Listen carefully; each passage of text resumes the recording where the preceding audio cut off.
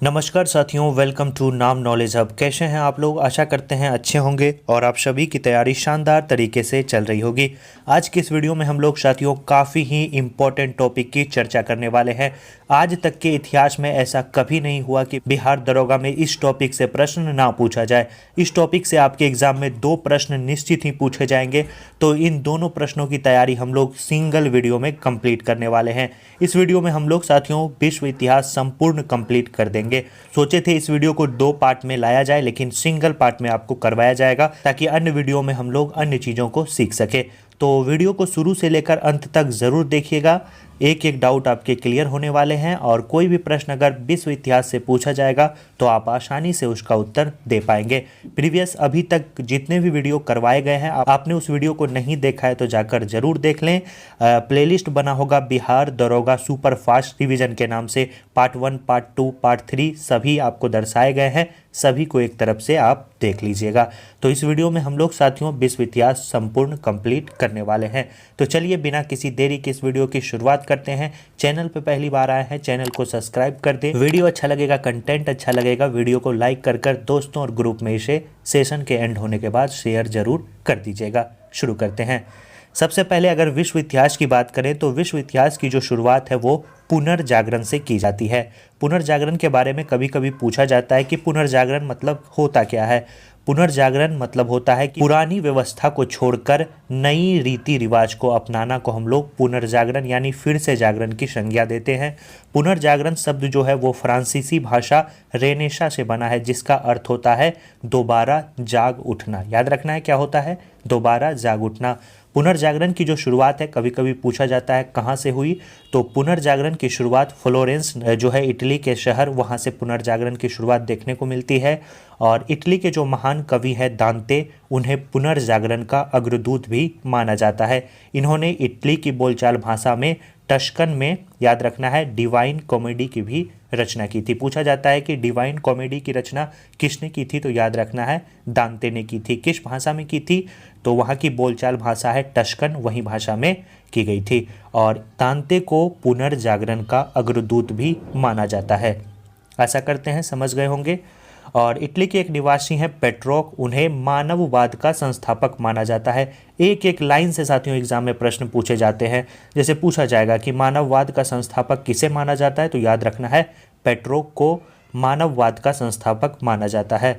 The Prince के रचयिता, पिछले दिन आपको मैकियावेली को आधुनिक विश्व के प्रथम राजनीतिक चिंतक के रूप में जाना जाता है। और इंग्लैंड के रोजर बेकन को आधुनिक प्रयोग का जन्मदाता माना जाता है। एक एक लाइन आपके लिए मोस्ट इंपॉर्टेंट है। और जियाटो को चित्रकला का जनक माना जाता है। रिवाइज कर लेते हैं।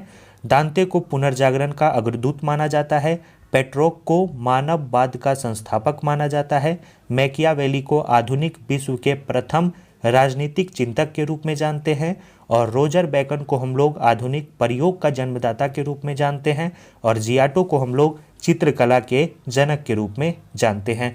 पुनर्जागरण के दौरान प्रमुख पुस्तकें भी काफ़ी ज़्यादा चर्चा में रही, जिसमें डिवाइन कॉमेडी आपको बताए दांते की पुस्तक, द प्रिंस और आर्ट ऑफ वार मैकियावेली की पुस्तक, और मर्चेंट ऑफ वेनिस शेक्सपियर की पुस्तक जो है काफ़ी ज़्यादा चर्चा में भी रही। और विज्ञान के क्षेत्र में न्यूटन ने गुरुत्वाकर्षण का नियम दिया, केपलर ने ग्रहों की गति का नियम दिया, गैलीलियो ने दूरबीन की खोज की, और कोपरनिकस ने बताया कि पृथ्वी जो है वो सूर्य के चारों ओर घूमती है। ये 4 विज्ञान के क्षेत्र में महत्वपूर्ण कार्य हैं जो हमें पुनर्जागरण के दौरान देखने को मिले। इसके बाद हम लोग चर्चा करते हैं औद्योगिक क्रांति की। पुनर्जागरण में इसके अलावा आपको कुछ भी पढ़ने की आवश्यकता नहीं है। इवन विश्व इतिहास में इसके अलावा आपको कुछ पढ़ने की आवश्यकता नहीं है। औद्योगिक क्रांति की बात करें तो औद्योगिक क्रांति की शुरुआत पूछा जाता है कब की गई, कौन सी सदी में की गई, तो याद रखना है इसकी शुरुआत 18वीं सदी में देखने को मिलती है। कहाँ पे? इंग्लैंड में इसकी शुरुआत की गई। और इंग्लैंड में सर्वप्रथम औद्योगिक क्रांति की जो शुरुआत है वो सूती कपड़ों के उद्योग से की गई है। और औद्योगिक क्रांति के दौरान प्रमुख आविष्कार भी हुए, जैसे सेफ्टी लैंप का आविष्कार किया गया हेम्फ्री डेवी के द्वारा 1815 में। वाष्प इंजन का आविष्कार जेम्स वाट के द्वारा किया गया 1769 ईस्वी में। पावर लूम का आविष्कार एडमंड कार्टराइट के द्वारा 1785 ईस्वी में की गई। और 1815 के बाद आपको याद रखना है फ्रांस जर्मनी, बेल्जियम आदि देशों में मशीनों के प्रयोग से औद्योगिक क्रांति की शुरुआत की गई। याद रखना है कब से, 1815 में। तो औद्योगिक क्रांति से संबंधित ये फैक्ट्स हैं जिसे आपको याद रखना है। अगला जो पॉइंट है साथियों वो है अमेरिका में स्वतंत्रता संग्राम। चलिए इसकी हम लोग चर्चा करते हैं। अमेरिका में स्वतंत्रता संग्राम की बात करें तो अमेरिका में स्वतंत्रता संग्राम की इवन अमेरिका की खोज किसके द्वारा की गई थी, तो याद रखना है कोलंबस के द्वारा की गई थी। कब की गई थी तो पूछा जाए तो याद रखना है 1492 ईस्वी में कोलंबस के द्वारा अमेरिका की खोज की गई थी। और अमेरिका के मूल निवासी को हम लोग रेड इंडियन के नाम से भी जानते हैं। इंपॉर्टेंट डाटा है, याद रखेंगे। अमेरिका स्वतंत्रता के जो प्रमुख नेता हैं जिसके बारे में पूछा जाता है वो किसे माना जाता है, तो जॉर्ज वाशिंगटन को अमेरिका स्वतंत्रता के नेता के रूप में हम लोग जानते हैं। एक बोस्टन टी पार्टी की घटना की बात करें तो 16 दिसंबर 1773 ईस्वी में बोस्टन टी पार्टी की घटना हुई है, जिसके जो नायक थे वो थे साथियों सैमुअल्स एडम्स। याद रखना है सैमुअल्स एडम्स थे। और अमेरिका स्वतंत्र कब हुआ तो याद रखना है 4 जुलाई 1776। VVI लगा लेंगे, काफी बार पूछा गया है कि अमेरिका कब स्वतंत्र हुआ, तो याद रखना है 4 जुलाई 1776 को। अमेरिका में सबसे पहले आपको याद रखना है लिखित संविधान को लागू किया गया था। अमेरिका में नागरिक अधिकार आंदोलन मार्टिन लूथर किंग जूनियर के द्वारा शुरू किया गया था। तो ये अमेरिका स्वतंत्रता संग्राम के 4-5 इंपॉर्टेंट फैक्ट्स हैं जिसे सीधे एग्जाम में प्रश्न पूछे जाएंगे। ज़्यादा डिटेल में साथियों आपको पढ़ने की कोई आवश्यकता नहीं है क्योंकि कम समय है और वही पॉइंट हमें पढ़ना है जहां से सीधे क्वेश्चन पूछे जाएं। इसकी थ्योरी पढ़ने की आपको अभी कोई आवश्यकता नहीं है क्योंकि बिहार दरोगा के द्वारा सिंपल क्वेश्चन पूछा जाता है कि बोस्टन टी पार्टी की घटना कब हुई, इसके नायक कौन थे। अमेरिका में पूछा जाएगा कि नागरिक अधिकार आंदोलन किसके द्वारा शुरू किया गया, विश्व का पहला लिखित संविधान किसके द्वारा लागू किया गया था। तो सिंपल सा ये सब क्वेश्चन आपके एग्जाम में पूछे जाएंगे। अगला है फ्रांस की राजक्रांति। इसके बारे में पूछा जाता है तो फ्रांस की जो राजक्रांति है वो लुई 16वां के काल में 1789 ईस्वी में हुई थी। और स्वतंत्रता, समानता और बंधुत्व का नारा फ्रांस की राजक्रांति की देन है। पूछा जाएगा कि इनमें से कौन सा नारा फ्रांस की राजक्रांति की देन है या स्वतंत्रता, समानता और बंधुत्व का नारा किस क्रांति की देन है, तो याद रखना है फ्रांस की राजक्रांति की देन है। फ्रांसीसी क्रांति में वाल्टियर, मॉन्टेस्क्यू एवं रूसो जैसे दार्शनिक का भी काफ़ी ही महत्वपूर्ण योगदान माना जाता है। फ्रांस की क्रांति ने राष्ट्र की अवधारणा को जन्म दिया था। सोशल कनेक्ट रूसो के द्वारा लिखी गई पुस्तक है। विधि का आत्मा मॉन्टेस्क्यू के द्वारा लिखी गई पुस्तक है। नेपोलियन के बारे में पूछा जाता है तो नेपोलियन का जन्म जो है वो 1769 ईस्वी में हुआ था और इसके जो पिता थे वो याद रखना है कार्लो बोनापार्ट थे। और 1804 में नेपोलियन ने खुद को फ्रांस का सम्राट घोषित किया और नेपोलियन को आधुनिक फ्रांस का निर्माता भी माना जाता है। प्रीवियस ईयर में क्वेश्चन पूछे गए हैं कि नेपोलियन ने खुद को फ्रांस का सम्राट कब घोषित किया, तो याद रखना है 1804 में। और इन्हें आधुनिक फ्रांस का निर्माता भी माना जाता है। एक युद्ध है जिसके बारे में पूछा जाता है, ट्राफलर का युद्ध। ट्राफलर का जो युद्ध है वो इंग्लैंड और फ्रांस के बीच हुआ। वाटरलू का युद्ध 1815 में हुआ। और नेपोलियन की जो मृत्यु है उसके बारे में पूछा जाता है कि नेपोलियन की मृत्यु कब हुई, तो याद रखना है 1821 ईस्वी में नेपोलियन की मृत्यु हो गई थी। इसके बाद हम लोग अगला जो पॉइंट है उसकी चर्चा करते हैं, जर्मनी का एकीकरण। आगे बढ़ने से पहले साथियों आपको बिहार दरोगा नोट्स के बारे में बताना चाहेंगे। 2-3 दिन पहले साथियों नोट्स रिलीज कर दिया गया है जिसमें इन सभी टॉपिक को शामिल किया गया है। प्रत्येक सब्जेक्ट आपको देखने को मिलेंगे, history, geography, polity, economics, statics, GK, जितने भी सब्जेक्ट हैं उसके इंपॉर्टेंट टॉपिक आपको देखने को मिलेंगे जहां से आयोग के द्वारा प्रतिवर्ष क्वेश्चन पूछे जाते हैं। और इस बार भी उस नोट्स से काफ़ी अच्छे क्वेश्चन पूछे जाएंगे। अगर आपने उस नोट्स को अभी तक नहीं लिया है तो जाकर ज़रूर ले लें। मात्र 61 रुपये आपको लगेंगे, उस नोट्स को आप ले सकते हैं। डिस्प्ले पे शो हो रहा होगा, ऊपर वाले नंबर पे आपको पेमेंट करना है, नीचे वाले नंबर पे आपको स्क्रीनशॉट भेजना है। और 252 पेजों का ये नोट्स है साथियों, आप इसे लीजिए और अंत समय में अपनी तैयारी को काफ़ी ज़्यादा स्ट्रॉन्ग करिए। टू द पॉइंट पढ़िए जहां से आयोग के द्वारा क्वेश्चन पूछे जाए। बेफजूल की चीज़ों को पढ़ने का आपके पास अभी कोई समय नहीं है। तो इन बचे हुए दिनों में वो नोट्स आपके लिए काफ़ी ही कारगर सिद्ध होने वाला है। तो सभी से रिक्वेस्ट है, ज़रूर आप इस नोट्स को ले लें। काफ़ी लोगों ने उस नोट्स को परचेज किया है, आपने नहीं ली है तो ज़रूर जाकर ले लें। चलिए आगे बढ़ते हैं और हम लोग अब जर्मनी के एकीकरण की चर्चा करते हैं। जर्मनी के एकीकरण का जो श्रेय है वो किसे जाता है, सीधा एग्जाम में क्वेश्चन पूछे जाते हैं। तो जर्मनी के एकीकरण का जो श्रेय है वो बिस्मार्क को जाता है। 19वीं सदी में जर्मनी अनेक छोटे छोटे राज्यों में बट गया, जिसमें जो है प्रशा सबसे अधिक शक्तिशाली था। कौन सा क्षेत्र सबसे अधिक शक्तिशाली था, तो याद रखना है प्रशा। और बिस्मार्क जो है 1862 ईस्वी में प्रशा का चांसलर नियुक्त हुआ था। और 1870 में प्रशा और फ्रांस के बीच युद्ध हुआ, जिसमें फ्रांस की पराजय हुई और दोनों के बीच कौन सी संधि की गई, मोस्ट इंपॉर्टेंट संधि है फ्रैंकफर्ट की संधि। किसके किसके बीच की गई, फ्रांस और प्रशा के बीच की गई।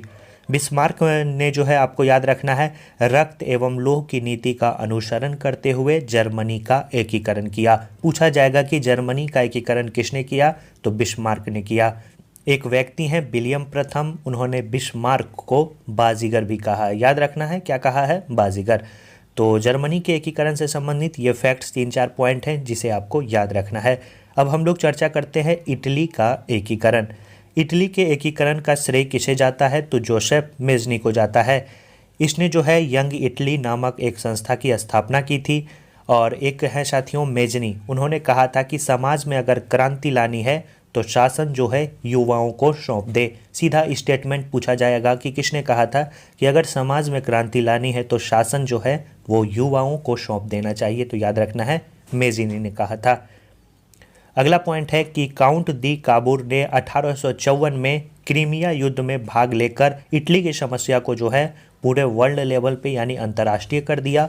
इटली का एकीकरण 1871 ईस्वी में हुआ था। काउंट काबूर को इटली का बिस्मार्क माना जाता है।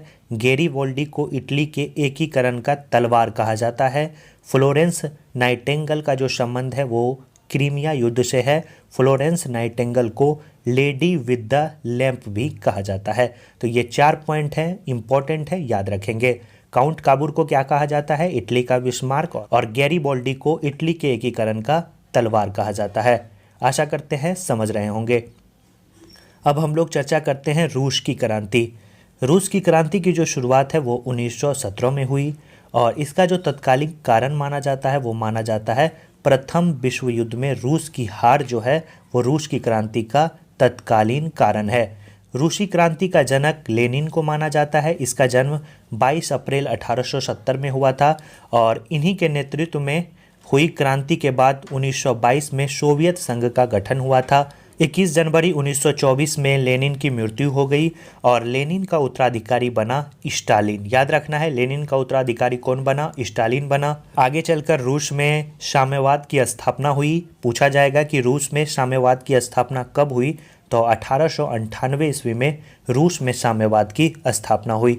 रूसी क्रांति के दौरान ही विश्व इतिहास में पहली बार मजदूर वर्ग के हाथ में शासन आया था। याद रखना है, मोस्ट इंपॉर्टेंट है, क्वेश्चन पूछा गया है, पूछा जाएगा।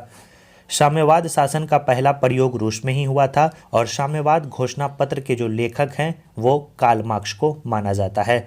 तो रूसी क्रांति से संबंधित ये फैक्ट्स हैं जिसे आपको याद रखना है। आगे हम लोग चर्चा करते हैं चीनी क्रांति। चीनी क्रांति में जो इम्पोर्टेंट डाटा है वो है डॉक्टर शनयात सेन को 1911 ईस्वी में चीनी क्रांति का जनक के रूप में जाना जाता है। चीन में जो है याद रखना है कम्युनिस्ट यानी साम्यवादी पार्टी की स्थापना 1921 में की गई थी। अब जो इम्पोर्टेंट है साथियों वो है प्रथम विश्व युद्ध। मोस्ट इम्पोर्टेंट है, एग्जाम में प्रश्न पूछे गए हैं और पूछे जाने की पूरी संभावना है, ध्यानपूर्वक इसे सुनिएगा। इसकी जो शुरुआत है वो 28 जुलाई 1914 को की गई और समाप्ति जो है 11 नवंबर 1918 को की गई। और इसका जो तत्कालिक कारण है मोस्ट इम्पॉर्टेंट है, मैनी टाइम्स पूछा गया है कि प्रथम विश्व युद्ध का तत्कालीन कारण क्या था। तो प्रथम विश्व युद्ध का जो तत्कालीन कारण था वो था ऑस्ट्रिया के राजकुमार फर्डिनेंड की बोस्निया की राजधानी सराजेवो में हत्या जो कर दी गई थी, वहीं साथियों प्रथम विश्व युद्ध का तत्कालीन कारण माना जाता है। प्रथम विश्व युद्ध के दौरान ही 1915 में बुल्गारिया ब्रिटेन के खिलाफ केंद्रीय बलों में शामिल हुआ था। VBI लगा लेंगे, प्रीवियस ईयर में पूछा गया है इनमें से कौन सा देश जो है प्रथम विश्व युद्ध के दौरान ब्रिटेन के खिलाफ केंद्रीय बलों में शामिल हुआ है, तो याद रखना है बुल्गारिया। 6 अप्रैल 1917 को अमेरिका इस युद्ध में शामिल हुआ था। अमेरिका शामिल हुआ तो अमेरिका के तत्कालीन राष्ट्रपति थे वुडरो विल्सन। याद रखना है कौन थे? Woodrow Wilson. और जो प्रथम विश्व युद्ध का परिणाम निकल कर आया वो निकल कर आया उदारवाद एवं जनतंत्र का विकास। याद रखना है क्या निकल कर आया? उदारवाद एवं जनतंत्र का विकास। अब हम लोग चर्चा करते हैं इटली में फांसीवाद का उदय। फांसीवाद का सर्वप्रथम उदय जो है वो मुसोलिनी के नेतृत्व में चलाए गए आंदोलन से किया गया। एक ही पॉइंट आपको याद रखना है साथियों कि फांसीवाद का जो सर्वप्रथम उदय है वो मुसोलिनी के नेतृत्व में चलाए गए आंदोलन से किया गया। इसके बाद है जर्मनी में नाजीवाद। नाजीवाद जो शब्द है वो हिटलर द्वारा 1921 ईस्वी में स्थापित दल जो है नेशनल सोशलिस्ट जर्मन बक्स पार्टी के नाम से निकला है। इसे ही हम लोग नाजी पार्टी भी कहते हैं। 1934 ईस्वी में याद रखना है हिटलर जो है जर्मनी का तानाशाह बना। हिटलर का नारा था एक राष्ट्र एक देश और एक नेता। द्वितीय विश्व युद्ध की पराजय के बाद आपको याद रखना है 1945 ईस्वी में हिटलर ने आत्महत्या कर ली थी। और हिटलर का जो एक आपको याद रखना है आत्मकथा है जिसके बारे में क्वेश्चन पूछा जाता है, पिछले दिनों आपको बताए भी थे, मेरा संघर्ष। याद रखना है मेरा संघर्ष किसकी आत्मकथा है? हिटलर की। अब हम लोग चर्चा करते हैं मोस्ट इम्पॉर्टेंट द्वितीय विश्व युद्ध की। द्वितीय विश्व युद्ध के बारे में पूछा जाता है कि इसकी शुरुआत कब की गई, तो इसकी शुरुआत 1 सितंबर 1939 को की गई थी और 2 सितंबर 1945 को इसका अंत हुआ था। इसका जो तत्कालीन कारण था वो भी इम्पोर्टेंट है, VVI लगा लेंगे। जर्मनी द्वारा पोलैंड पर आक्रमण करना याद रखना है द्वितीय विश्व युद्ध का तत्कालीन कारण माना जाता है। 1 सितंबर 1939 को हिटलर ने पोलैंड पर आक्रमण किया था। और जो भी साथियों इसमें शामिल देश थे उनका 2 गुट था, एक मित्र राष्ट्र एक धुरी राष्ट्र। आपके एग्जाम में जो पूछा जाएगा ध्यानपूर्वक सुनिएगा, आपके एग्जाम में पूछा जाएगा इनमें से कौन मित्र राष्ट्र में शामिल था, इनमें से कौन मित्र राष्ट्र में शामिल नहीं था। तो मित्र राष्ट्र में जो शामिल था वो था ब्रिटेन जिसके सेना नायक थे विंस्टन चर्चिल, दूसरा है फ्रांस, तीसरा है अमेरिका जिसके सेना नायक थे फ्रैंकलिन डी रूजवेल्ट, और सोवियत संघ की बात करें जिसके सेना नायक थे जोसेफ स्टालिन। इसके अलावा चीन भी इसमें बाद में शामिल हुआ था। और धुरी राष्ट्र की बात करें तो धुरी राष्ट्र में जर्मनी जिसके सेना नायक हिटलर थे, और दूसरा है इटली जिसके सेना नायक मुसोलिनी और अन्य लोग थे, और तीसरे थे जापान जिसके सेना नायक कौन थे? हिरोहितो। याद रखना है हिरोहितो। और जो इसमें विजेता बना था द्वितीय विश्व युद्ध में वो बना था मित्र राष्ट्र। याद रखना है मित्र राष्ट्र इसमें विजेता बना था। और पूछा जाता है कि द्वितीय विश्व युद्ध में अमेरिका कब प्रवेश किया था, तो द्वितीय विश्व युद्ध में अमेरिका 1942 ईस्वी में प्रवेश किया था। 6 अगस्त 1945 को जापान के शहर हिरोशिमा पर परमाणु हमला किया गया था। याद रखना है। और परमाणु बम का नाम हम लोग लिटिल बॉय के नाम से जानते हैं। और इसी के 3 दिन बाद पुनः जो है नागासाकी पर भी परमाणु हमला किया गया और परमाणु बम का नाम हम लोग फिटमैन के नाम से जानते हैं। जर्मनी द्वारा जापान के आत्मसमर्पण के बाद आपको याद रखना है द्वितीय विश्व युद्ध की समाप्ति हुई। यह इंपॉर्टेंट फैक्ट है जिसे आपको याद रखना है। अब कुछ अन्य तथ्य हैं विश्व इतिहास से संबंधित जिसे हम लोग अब देखने वाले हैं। अभी तक साथियों वीडियो को लाइक नहीं किए हैं तो ज़रूर लाइक कर दीजिएगा और चैनल को साथियों सब्सक्राइब करना मत भूलिएगा। सबसे पहला पॉइंट है कि दक्षिण अफ्रीका में रंग भेद आंदोलन की शुरुआत की गई जिसके प्रमुख नेता कौन थे? नेल्सन मंडेला थे। इन्हीं के प्रयासों से 1994 में रंग भेद को समाप्त किया गया था। अमेरिका की खोज किसने की थी? कोलंबस ने की थी। अब्राहम लिंकन ने 1 जनवरी 1863 में दास प्रथा का अंत किया था। पूछा जाएगा कि अब्राहम लिंकन ने दास प्रथा का अंत कब किया था, तो 1 जनवरी 1863 में। अमेरिका में थियोसोफिकल सोसाइटी की स्थापना बेंजामिन फ्रैंकलिन ने किया। आवन्यो फ्रांस का कला केंद्र रहा है। मैं राज्य हूँ और मेरे सभी कानून हैं, यह कथन किसका है? लुई 14वां का है, याद रखना है। 100 चूहों की अपेक्षा एक सिंह का शासन उत्तम है, यह किसका कथन है? तो वाल्टेयर का कथन है, याद रखना है। और कानून की आत्मा की रचना मॉन्टेस्क्यू ने की है। और नापतोल की दशमलव प्रणाली जो है वो किसकी देन है? वो फ्रांस की देन है। तो विश्व इतिहास से संबंधित जो इम्पोर्टेंट फैक्ट्स है उसे हम लोगों ने इस वीडियो में कंप्लीट किया। अंत में साथियों एक बार रिवाइज कर लेते हैं कुछ इम्पोर्टेंट युद्ध के बारे में। जैसे पूछा जाएगा 100 वर्षीय युद्ध यानी 100 वर्षों का युद्ध किसके किसके बीच हुआ, तो याद रखना है इंग्लैंड और फ्रांस के बीच। मैराथन का युद्ध की बात करें तो 490 ईसा पूर्व में ईरान और यूनानी के बीच हुआ। गुलाबों का युद्ध 1455 से 1485 के बीच हुआ। सप्तवर्षीय युद्ध 1756 से लेकर 1763 के बीच हुआ। पेरिस की संधि 1763। बोस्टन टी पार्टी की घटना आपको बताएं 16 सितंबर 1773। वाटरलू युद्ध के बारे में पूछा जाए तो 16 मई 1815 बेल्जियम। वियना सम्मेलन 1815। इंग्लैंड की गौरवपूर्ण क्रांति की बात करें जिसे हम लोग रक्तहीन क्रांति के नाम से जानते हैं 1688। फ्रैंकफर्ट की संधि 10 मई 1871 फ्रांस और प्रसा के बीच हुई। इसके बाद आपको याद रखना है भारत और चीन के बीच पंचशील समझौता कब हुआ, 20 अप्रैल 1954 को। और सूडान का युद्ध कब हुआ, तो सूडान का युद्ध याद रखना है 15 जुलाई 1870 को फ्रांस और प्रसा के बीच। भारत चीन युद्ध 1962, भारत पाकिस्तान युद्ध 1965, अफीम युद्ध 1839 से लेकर 1842 तक चला। बोल्शेविक क्रांति 7 नवंबर 1917, नकली युद्ध 1940। वर्साई की संधि कब हुई, 28 जून 1919। रूसी क्रांति कब हुई, 1917। लोजान की संधि कब हुई, 1923। तुर्की और यूनान के बीच लोजान की संधि हुई। तो वर्ल्ड हिस्ट्री से यह इंपॉर्टेंट डाटा है जिससे काफ़ी बार एग्जाम में प्रश्न पूछे जाते हैं, आपको इस वीडियो में कंप्लीट करा दिए। इस वीडियो को साथियों एक बार ज़रूर रिवाइज कर लीजिएगा, अगर एग्जाम में प्रश्न पूछा जाएगा तो आप आसानी से उसका उत्तर दे पाएंगे। और नोट्स में साथियों इन सभी फैक्ट्स को तो शामिल कर दिया गया है, तो आपका डबल रिवीजन होने वाला है, तो इसीलिए इम्पॉर्टेंट है, सभी लोग नोट्स को ज़रूर ले लेंगे। तो चलिए साथियों मिलते हैं ऐसे ही शानदार वीडियो के साथ नेक्स्ट वीडियो में और करते हैं एक शानदार टॉपिक को हम लोग फिर से ख़त्म। तो चलिए साथियों अपना ख्याल रखिए, ज़्यादा से ज़्यादा रिवीजन करिए, प्रैक्टिस करिए, रिजल्ट आपका ज़रूर होगा। धन्यवाद साथियों।